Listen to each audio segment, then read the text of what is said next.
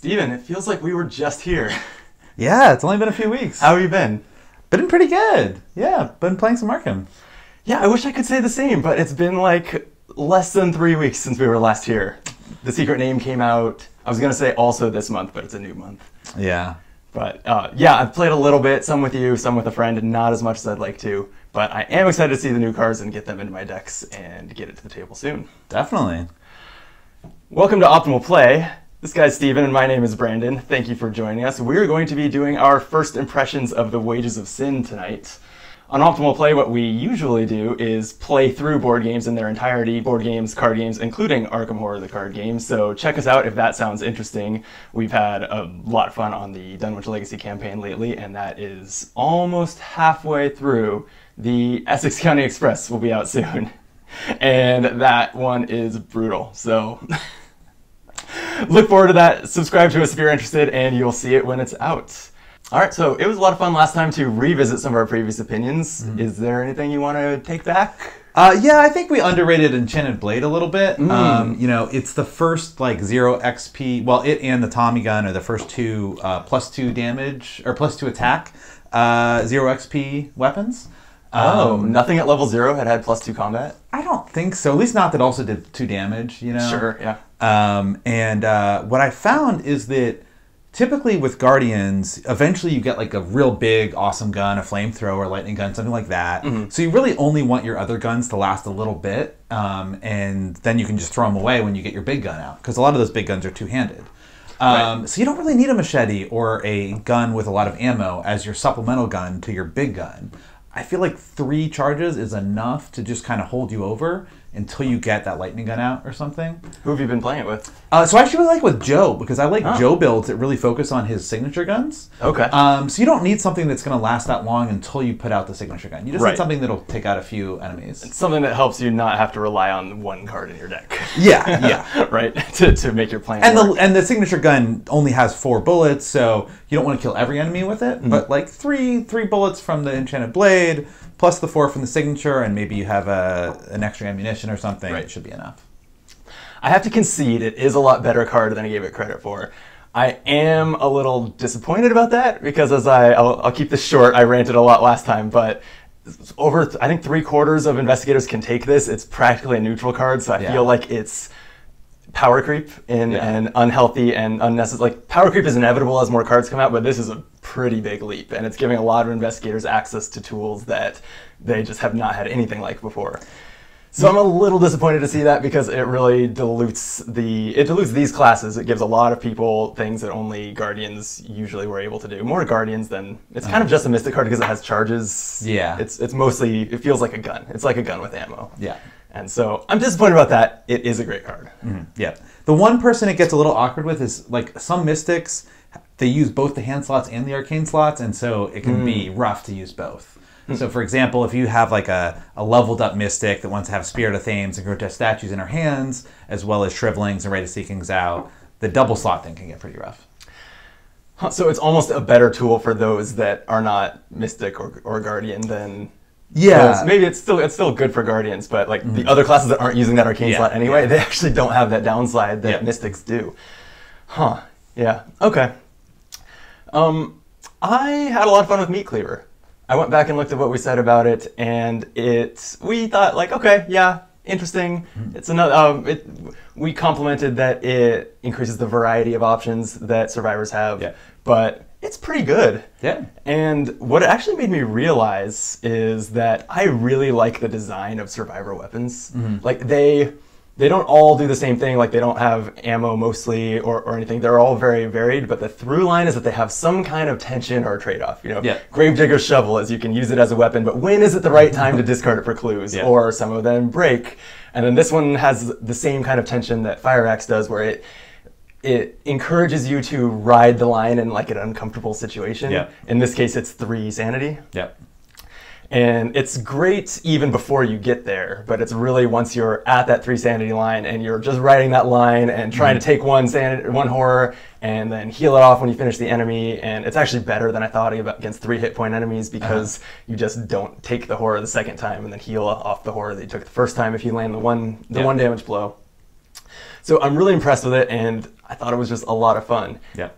Even though playing that Ride the 3 Sanity line has gotten me, has driven me insane when I drew an unfortunate sequence, I think, thanks to a token in the Circle Undone that I lets think it was you... a tablet. Yeah, a tablet that makes you draw another encounter card. Took a total of, I think, 4 horror between 2 cards, all in one Mythos phase, and I was gone. Yeah. So, but you know who always rides that Sanity line is Calvin. Like, he's always on the edge anyway, so you might as well cleave it up with him. In fact, it's a great way to get his investigation stat up as fast as you want, right? Yeah, He just needs something to hit, and you can just get him from, in the first or second game of the campaign when he's starting at 0, get him up there real fast. I mean, you might miss those attacks, but at least he's raising his stats in the process. Yep.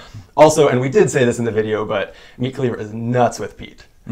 So you can get yourself to 3 and then use Pete to stay just where you're as comfortable as possible. Plus, and it wasn't enough for me in that anecdote, but plus he gives you that buffer if you're writing that line and something goes too badly wrong. Yep. Okay. Wages of Sin. Yep. Ready? Always. Why don't you give us the first card? All right. So this is a 4-cost asset, Lux Lee, the Fearless Flatfoot. She's an ally, detective, and police. You get +1 investigate, and as a reaction, after you discover a clue, exhaust Alice, deal 1 damage to an enemy at your location. Please leave this to the professionals. If I find you poking around again, I will bring you in.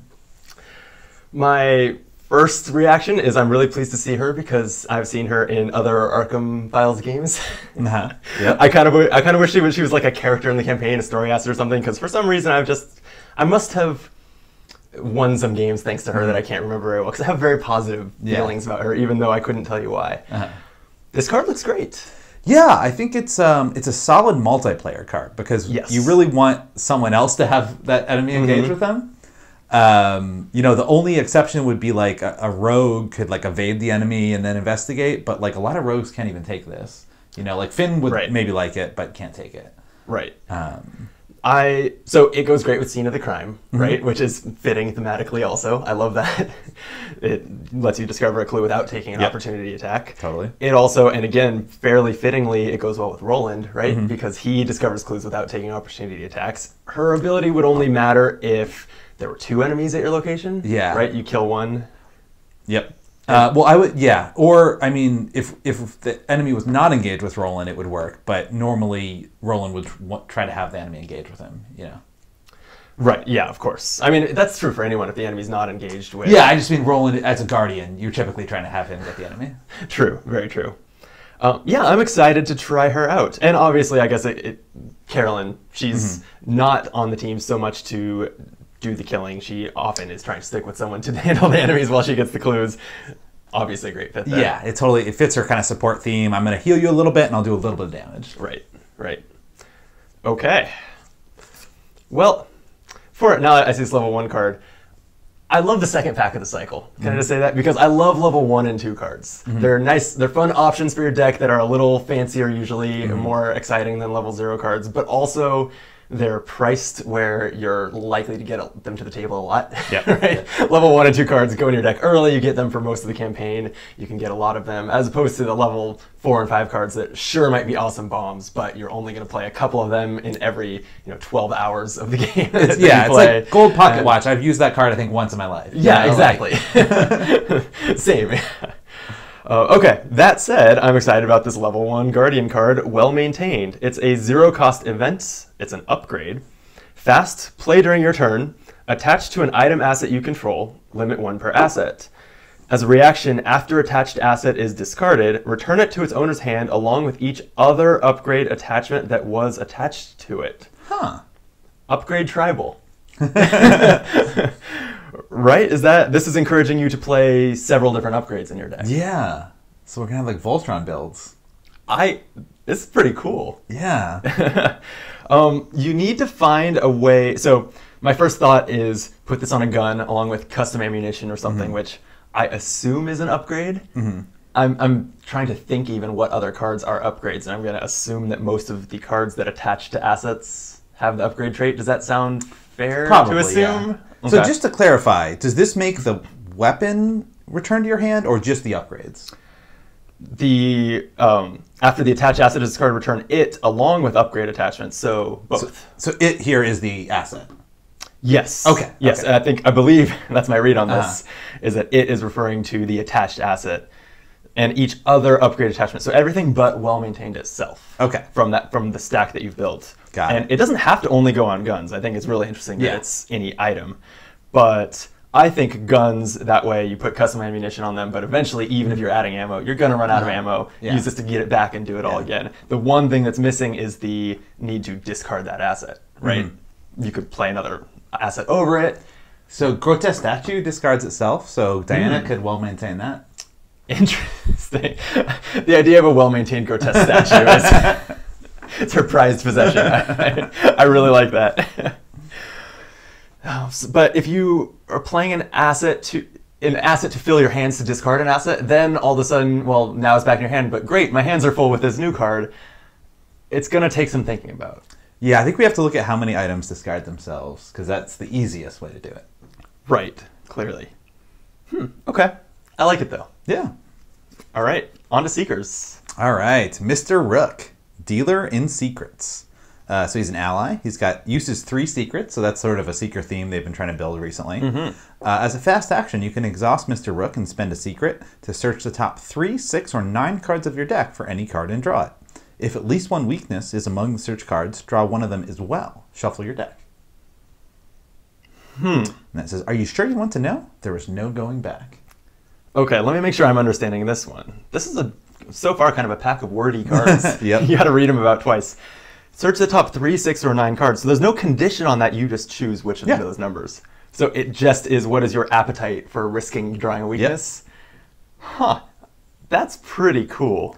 It is. And I think you're always going to choose 9. I mean, not if you're doomed or something, but... Well, no, but I think that this is a card for people that want to get their weakness early. So, like, some weaknesses, like, say, I mean, not that Diana can take this, but, like, Terrible Secret's an example. There's a number of ones that are example of, like, it's worse if you draw it at the end of the game. Good point. Doesn't Mark have one like that? Mark, yes, gets punished for and he also can't take this, but, like, I'm sure that there are investigators that can take this. Roland can take this, right? And you'd rather find cover up at the beginning of the game than the end. Yeah. So I think it's like you're trying to find the weakness. And plus you get an extra draw because you draw the weakness and you draw the other card still. So, you know, at least it's not taking the place of your draw. Right. Yeah, I'm sold. I like this. I've been eager to see more Seeker allies that make me want to take something other than Milan Christopher.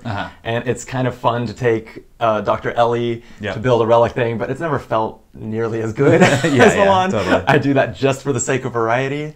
And it's maybe hard to make an argument that Mr. Rook is as good as Milan either, but it's another pretty compelling option that I'm excited to play. Yeah, definitely. And honestly, he'll run out of secrets and you can replace him with Milan. Yep. Or you can do a Seeker deck or a secret deck because there's now a bunch of cards that boost up secrets. True. Yeah, and I am having a hard time remembering what any of them are. There's like an insight that does it, so that no one was playing, but maybe now they will. Right, yeah. I really like the way we're seeing themes develop throughout this cycle, and I think a more committed way than we have before. Very cool.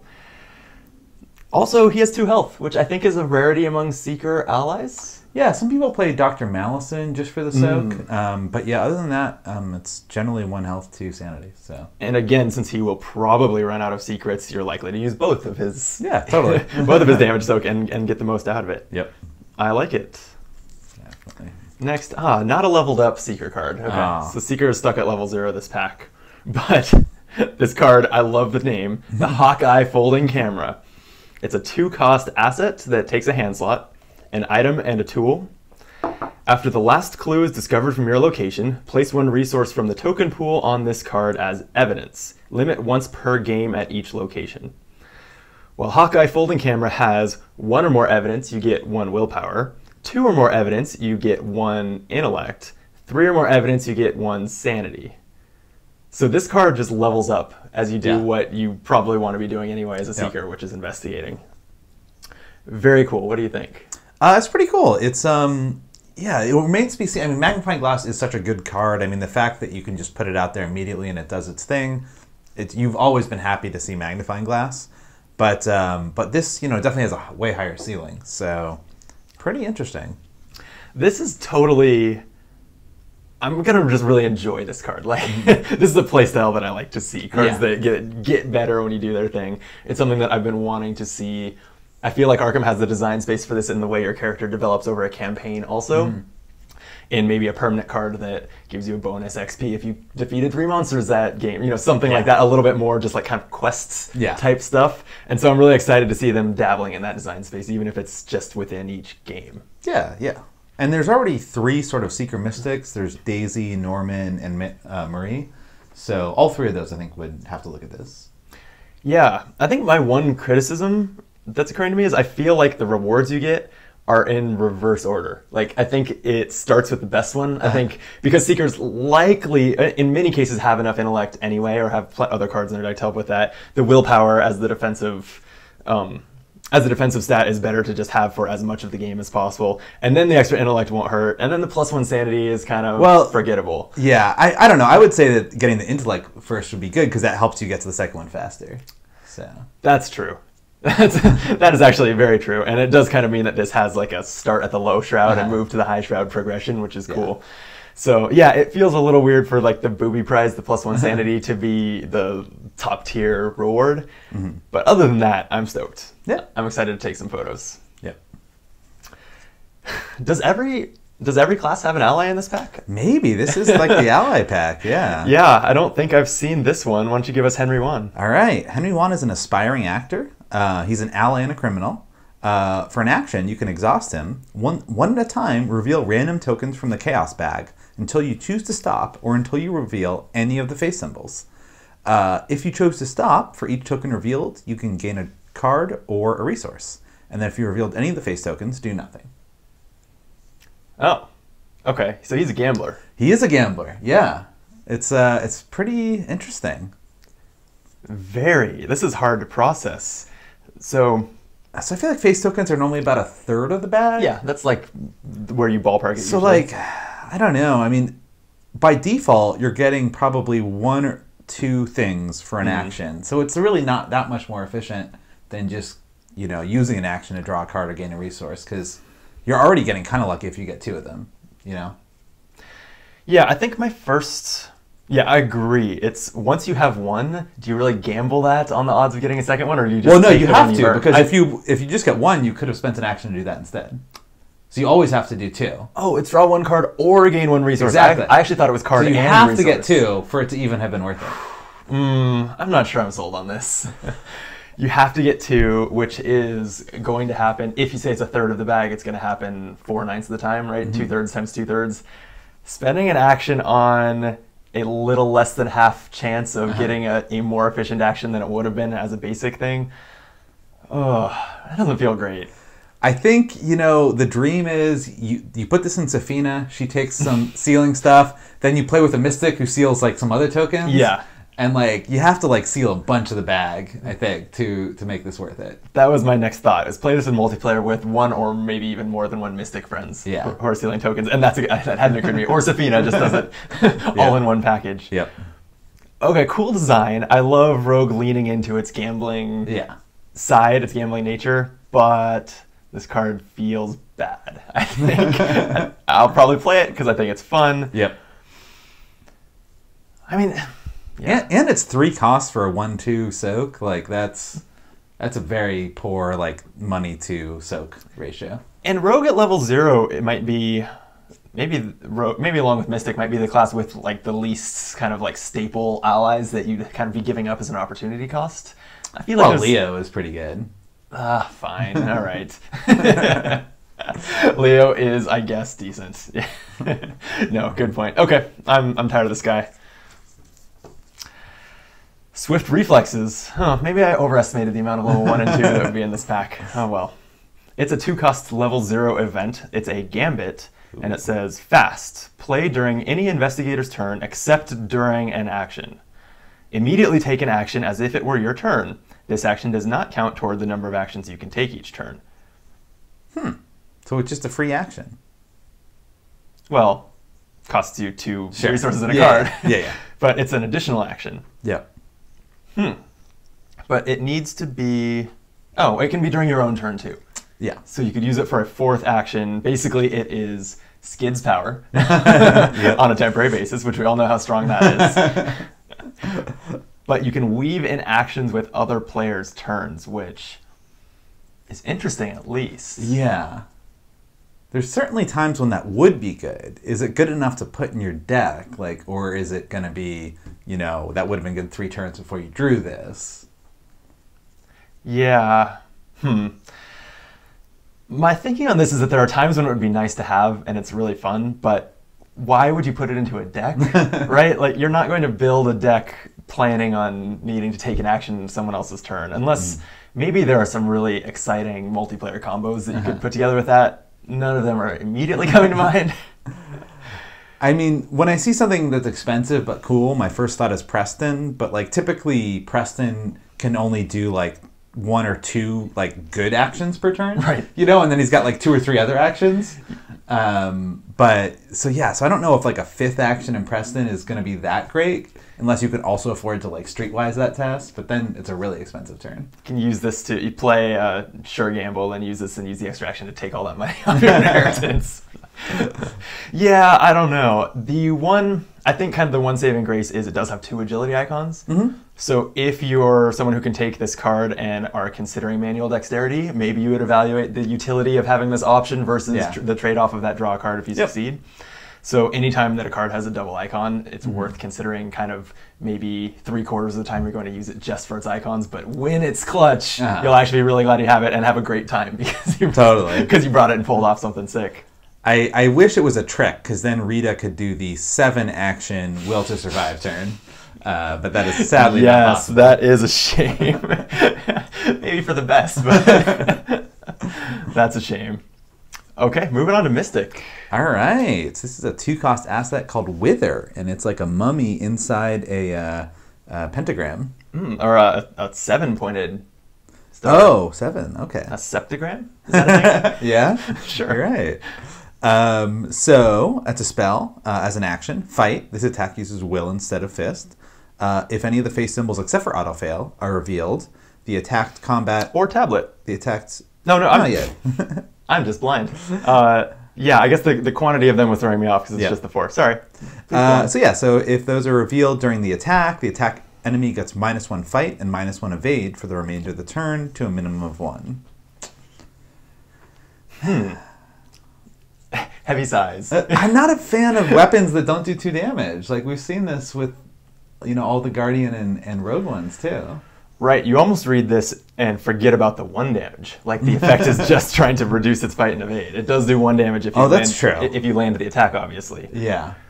And it uses will instead of combat and is cheaper than Shriveling to get on the table. The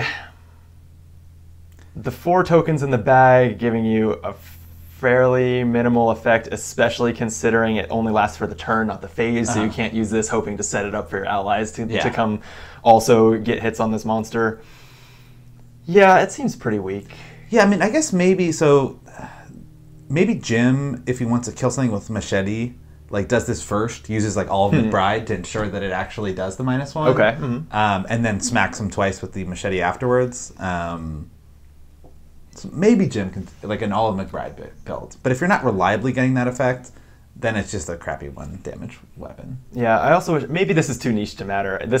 Your mention of all of McBride, that's a great point. I wish this was worded that for each token you revealed, it would give that -1 weapon, because it wouldn't be broken to stack that, and then it would really let this synergize with all of, or other effects, even grotesque, right? Does this synergize with that? Because it says if they're revealed during the attack. Yeah, I think they're both revealed. You just only act on one of them. Yeah, you reveal 2 and ignore 1 or something like that. Yeah. I'll have to brush up on those rules exactly. Yeah. So with some of those synergies, this maybe is not bad, but is it worth an arcane slot? Yeah. A little tough to justify. Yeah. That said, I'm excited to see more fight options. It's been... We're on, the 4th cycle? And it's pretty much, there was Song of the Dead, and it was kind of just so bad that it mostly didn't see play. So it's just been Shriveling And shards. And shards is a real card. You know what? It is a real card. That's what I've heard. I actually haven't gotten it to the table, unfortunately, so I need to give that one a try too. Yeah. Good point. But yeah, maybe you upgrade this into shards since there's no 0 exploration of shards. Okay, let's move on to Sixth Sense.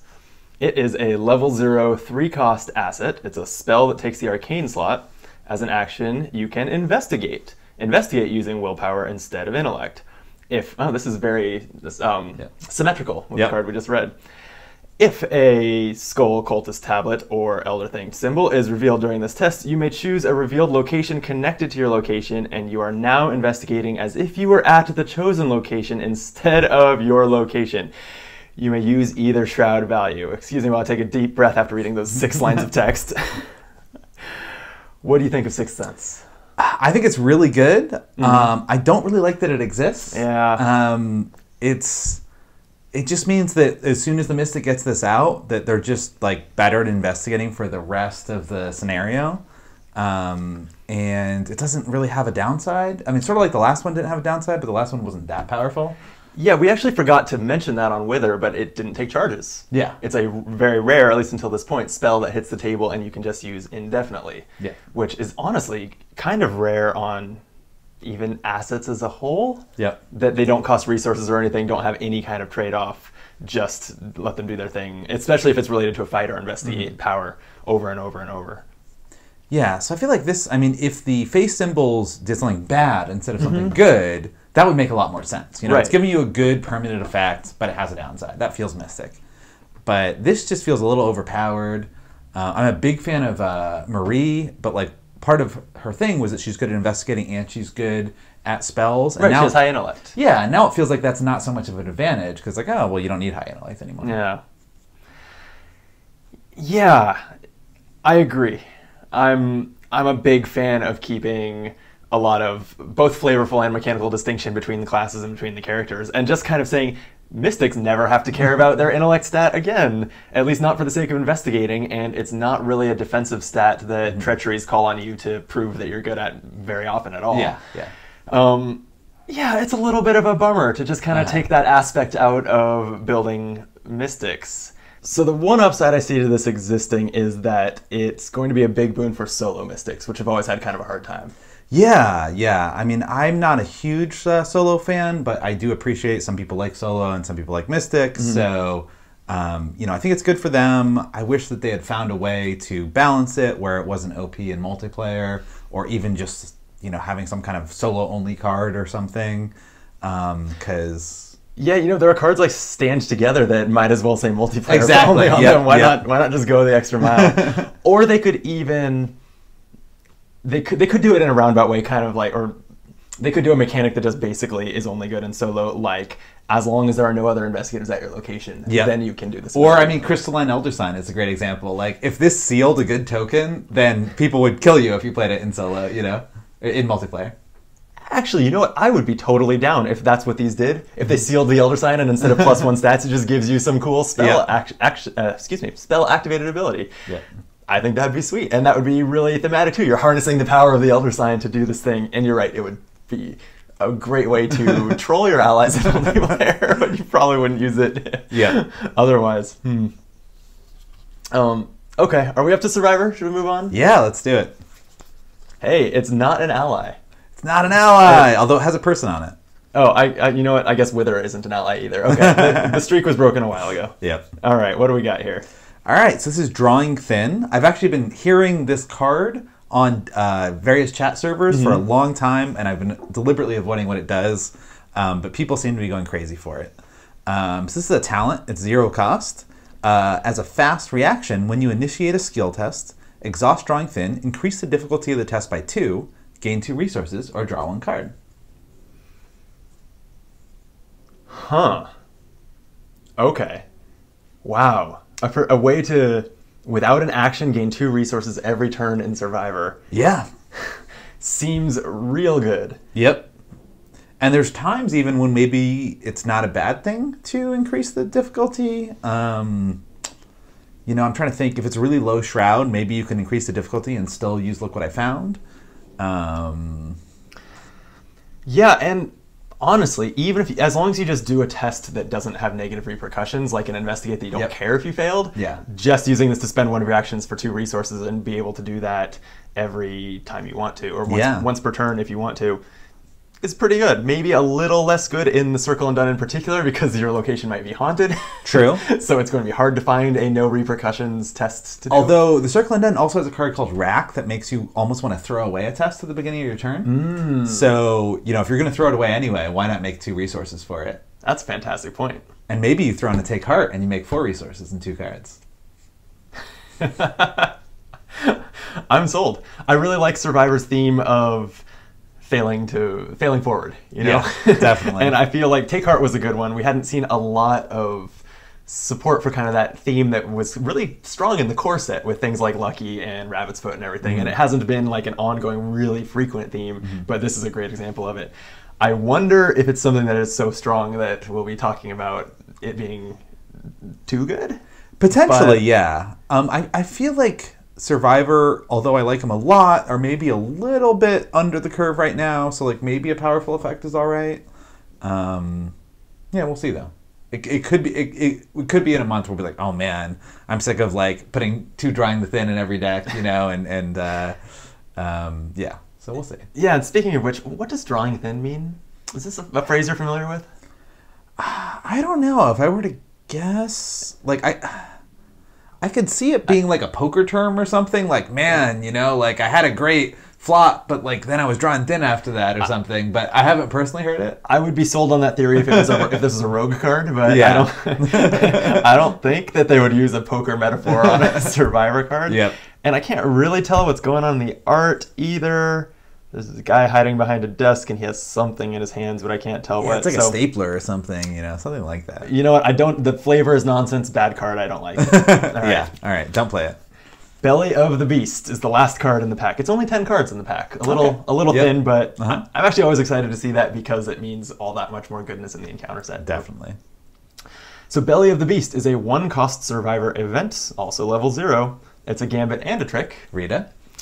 Fast, play after you successfully evade an enemy by 2 or more, discover 1 clue at that enemy's location. Rita all the way. Yeah.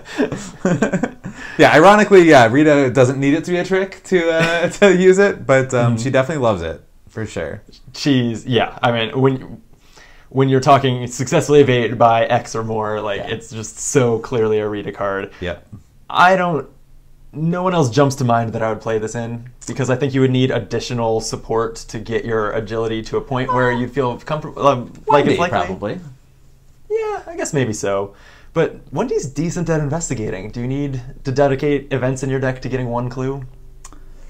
Well, it's a fast clue, so... That's true. It's still a card slot, though. Yeah, I think, if you're going heavy on the evade with her, where you're playing maybe the Rogue Tarot, and a lot of backstab and stuff, then I think you might take it. Okay, if you're, yeah, if you're going like enemy management with her, kind of first and foremost, basically you might as well play Rita. But sure. Okay, I could see that. Yeah, it's not a card that I'm completely sold on, but it's nice to have. It'll have its moments. Definitely. What do you think of the pack?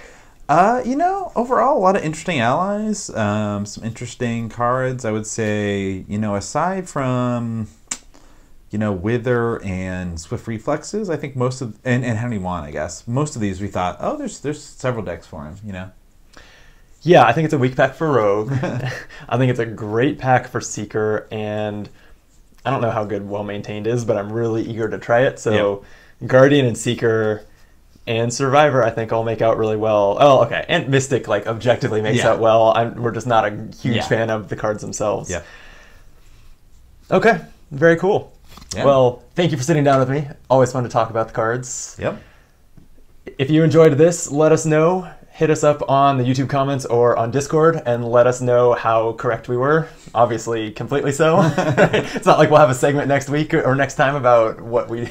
Yeah, I think next time we'll just do a segment on how right we were. Yes, agreed. Okay, that'll be it going forward. I think we've worked the kinks out, right? We've just nailed this process. Right? Definitely. Thank you for watching. I am eager to turn this camera off and play some Arkham. Definitely. So we'll see you next time. Till then, be optimal.